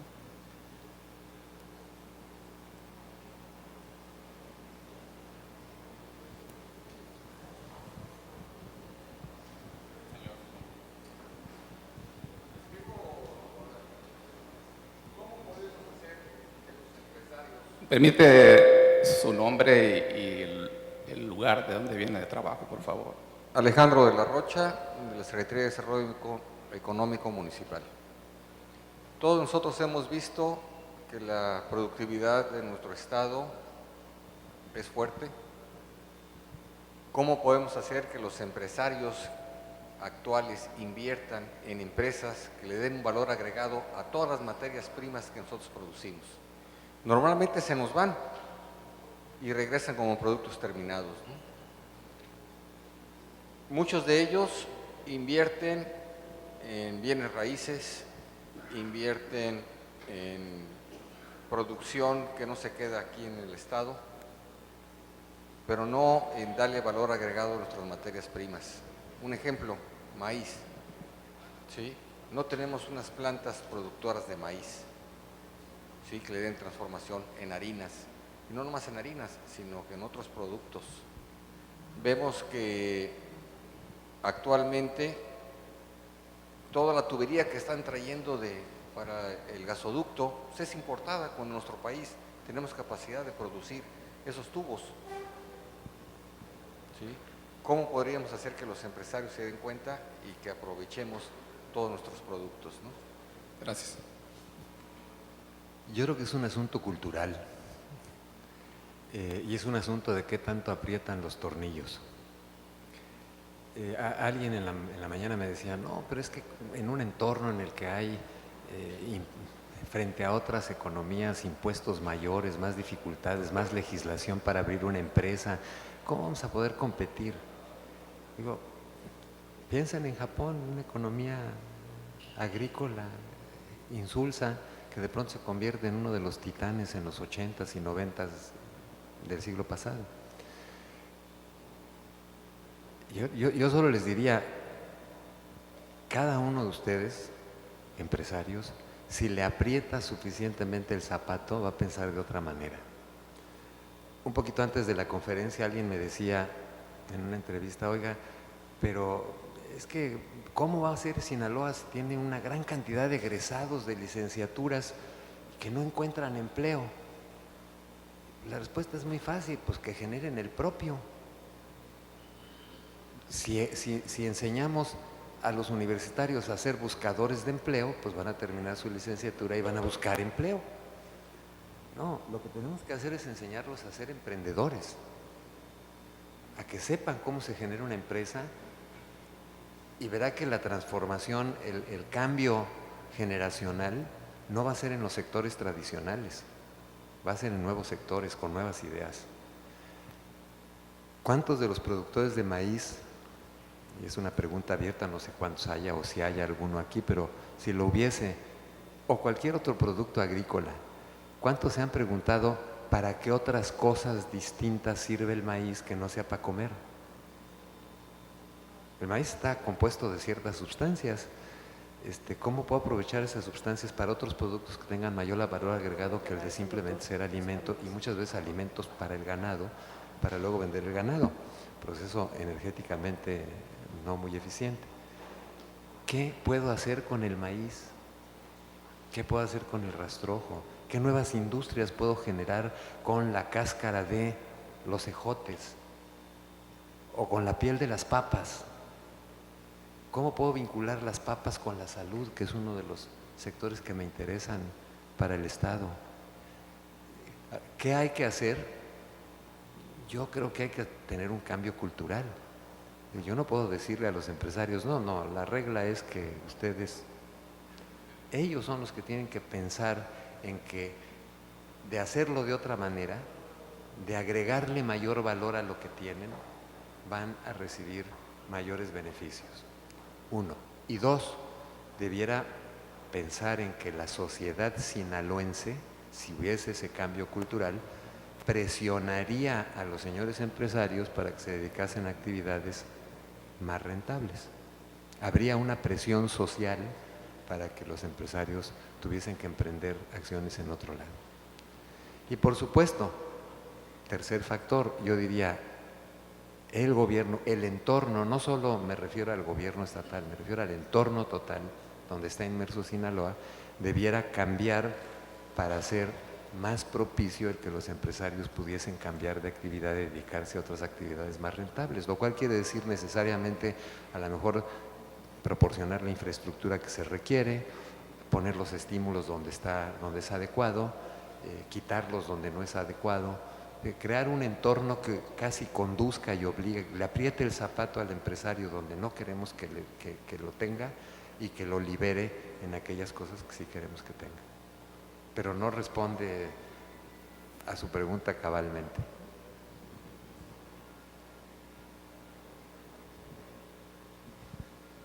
Buenas tardes, doctor. Lauro Melendres, empresario farmacéutico. No sé, a ver si nos puede explicar, según yo, este país después de la revolución se diseñó, planeado, ¿no?, para ser controlado en forma popular. Y pues para eso pues usaron organismos desde sindicatos, creo que promovidos desde el gobierno, organismos empresariales, y usando mucho el asistencialismo o las concesiones. Y yo creo que en las mismas instituciones educativas pues fuimos formados para ser lo que somos ahorita. Y creo que de algún modo estamos retornando, no sé, sobre todo ahorita que se han generado las leyes de la reforma, pues que como que fueron decisiones populares que la bajan a la población más que para tomar en cuenta lo que proponen para disminuir el daño político, ¿no? Entonces no sé, pues qué pudiéramos hacer para romper ese, ya lo dijo, ¿no?, lo de la formación de ciudadanía que ha sido muy pobre, una ciudadanía que esté formada pues para emprender, buscar solucionar los problemas creando empleos, no creando más problemas asistencialistas a largo plazo. No sé, ¿qué hay que hacer? Porque siento que la población de algún modo recibe algo del modelo viejo, por eso no se ha levantado en armas o no ha votado suficiente para exigir los cambios. ¿Qué hay que hacer para cambiar de un modelo que aun cuando todavía funciona un poco, pues sigue dejando muchos pendientes en el área pues de la equidad? La pobreza sigue siendo, pues se dice que cerca de 50 millones, y eso es mucho por falta de oportunidades que el modelo viejo no ha sido capaz de crear. Mi temor sería que estuviéramos pues retrocediendo con este nuevo gobierno, no sé. Eso es lo que me gustaría que nos explicara un poco, ¿no?, desde su punto de vista. No sé si fui claro. Sí, me queda clara la pregunta, me queda clara la historia, lo que no me queda claro es el futuro.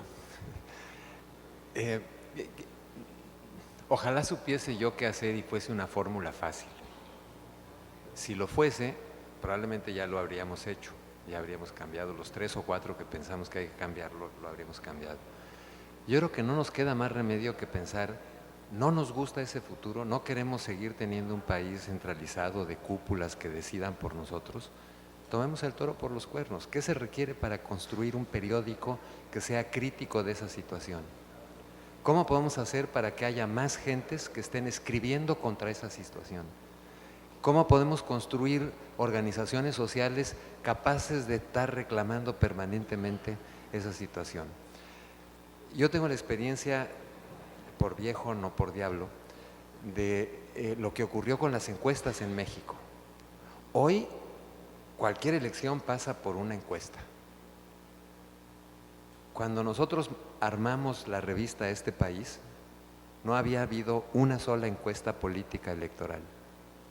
Y de pronto los encuestadores, porque estamos en una cultura donde sean las cúpulas y no los grupos, pero los encuestadores se convirtieron en actores muy importantes y la opinión se convirtió en no digo que ese sea el ideal y que qué bueno que así ocurrió, lo que estoy diciendo es que sí cambió, hubo un ejercicio de presión externa que dijo, no es cierto, tú no vas ganando, no es cierto, los datos que tú señalas no son los buenos. Hubo encuestas de salida que decían, los votos fueron estos, lo que nos declara la gente que votó es esto, no me puedes dar cifras electorales que sean muy distintas de estas, o me tienes que explicar qué es lo que pasó en el camino. Bueno, lo mismo podemos hacer con el sistema judicial. Hay observadores electorales, ¿no? ¿Por qué no puede haber observadores judiciales? Que estén dentro de los juzgados, que tengan acceso, que obliguen a tener acceso dentro de los juzgados y que eviten que dentro del juzgado haya casos de corrupción, de impunidad. Nos toca a nosotros, sociedad civil, no le toca, el gobierno no lo va a hacer, ellos son la cúpula. Le toca a quienes no son la cúpula presionar para que eso cambie. No es fácil, no es un esfuerzo de 2 meses, es un esfuerzo sostenido de mucho tiempo, pero hay ese tipo de medidas que puede tomar la sociedad para irle quitando poco a poco pintura a esa cúpula y desplazando esa pintura a la parte que nos gustaría que la tuviese, que es la sociedad. Pero no hay una fórmula fácil, hay que educar a la gente para que sea crítica. Los mexicanos somos criticones, pero muy poco críticos. Entonces, hay que instaurar una nueva cultura en la que conduzcamos a los educandos a hacer preguntas más que a tener respuestas. Y eso no lo hacemos. El sistema educativo nacional lo que hace es enseñarnos a que tengamos respuestas. Nunca nos provoca a que tengamos preguntas y se aprende más haciendo las preguntas correctas que teniendo las respuestas adecuadas. Perdón, pero no respondo directamente porque quisiera tener la llave, pero no la tengo.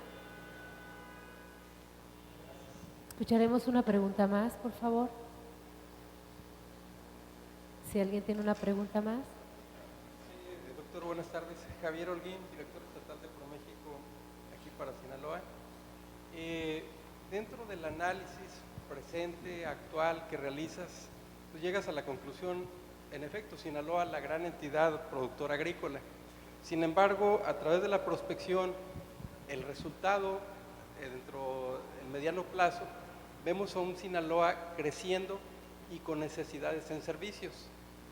Mientras la política económica en la cual estamos también participando como ProMéxico, buscando la atracción de inversión extranjera,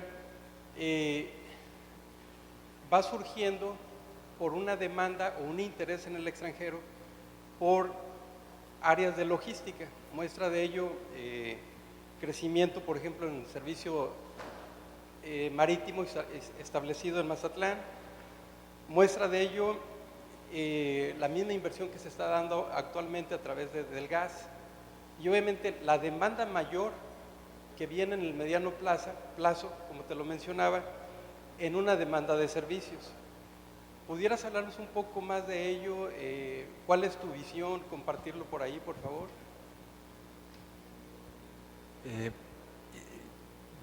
Algo que creo que puede confundir y que yo quisiera dejar claro primero es que no se trata de dejar de hacer en el sector agrícola y ganadero, hay que seguir haciendo más y mejor, pero también de incorporar otras cosas que no sean solo el sector agrícola y ganadero. Yo cuando propongo piensen fuera de la casa en nuevas actividades, no estoy diciendo abandonen la agricultura y la ganadería. Estoy diciendo háganse todavía mejores en agricultura y ganadería, pero que ese no sea el único propósito futuro que tengan. Yo creo que inevitablemente cuando tienen una sociedad en donde el 70% de la población ocupada está ocupada en servicios y tiene uno una población que ya no va a tener solo hasta secundaria en promedio, sino hasta bachillerato completo en promedio, y que esperemos que en lugar de tener un pobre 20 y tantos % de matrícula del grupo de edad en edad de cursar la licenciatura, inscrito en la licenciatura, sino un 40% o más. Y si pienso en una sociedad en la que además, y lo digo sin ningún empacho, tengamos el nuevo aire de la visión de las mujeres en la economía, que no sea solo la visión tradicional, cultural, genéticamente dada por nosotros los hombres, obligadamente tengo que pensar en una sociedad que va a estar abierta a otras cosas, que va a estar incluso forzada a otras cosas. Yo creo que el área de logística, por ejemplo, es un área que no se ha aprovechado lo suficiente y que no es solo infraestructura en el sentido tradicional. Yo creo que ahí nos hemos equivocado porque descartamos el ferrocarril con mucha ligereza y nos fuimos por el sistema de transporte más caro, que es el transporte carretero, o el marítimo. Y la realidad económica nos va a mostrar, nos va a regresar un poquito a que tengamos que tener mejores puertos y mucho más tráfico de cabotaje de lo que tenemos actualmente. Pero en general en el área de servicios hay enormes oportunidades. Y yo veo que es un sector que es relativamente generoso. Hace muy poco había casi 0 fisioterapeutas en el país y empezaron a ponerse de moda y todo el mundo acude al quiropráctico y al no sé qué y paga uno una fortuna por ir al quiropráctico y paga uno una fortuna por ir al médico y todos esos son servicios. El servicio que desafortunadamente creo entregamos al exterior más rentable es el financiero.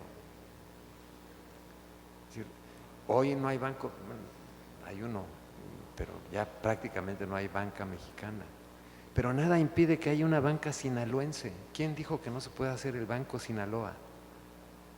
¿Qué requiere? Coordinación entre los empresarios, una estructura legal que lo permita, pero hay miles de opciones dentro del sector financiero, no es solo un banco, hay asociaciones de todo tipo dentro de la banca. ¿Quién dice que no se puede hacer eso? ¿Quién dice que no puede haber un banco sinaloense para el desarrollo de Sinaloa? Nadie. No está prohibido, se puede hacer. Ese tipo de actividades del sector servicios creo que debieran por lo menos de reflexionarse más. A lo mejor hay que descartar el 90% de ellas porque son inaplicables o son ideas locas y absurdas, pero algunas de ellas creo que sí serían realizables y el esfuerzo sería hacer un ejercicio sistemático de reflexión para detectar cuáles de esas sí podrían ser actividades que tuviesen raíz en Sinaloa y que tuviesen un futuro próspero. No sé si contesta. Muchas gracias, doctor. El CODECIN agradece su participación invaluable este día.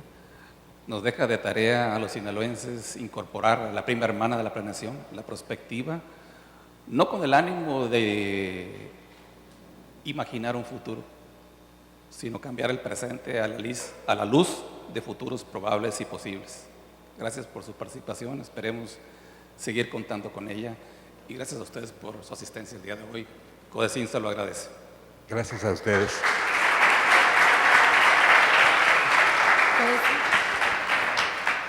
CODECIN agradece su participación en esta conferencia enmarcada dentro del Mes de la Competitividad 2013 y le invitamos a la siguiente conferencia, El futuro de las ciudades, una visión compartida y participativa, a realizarse a las 11 horas del martes 12 de noviembre.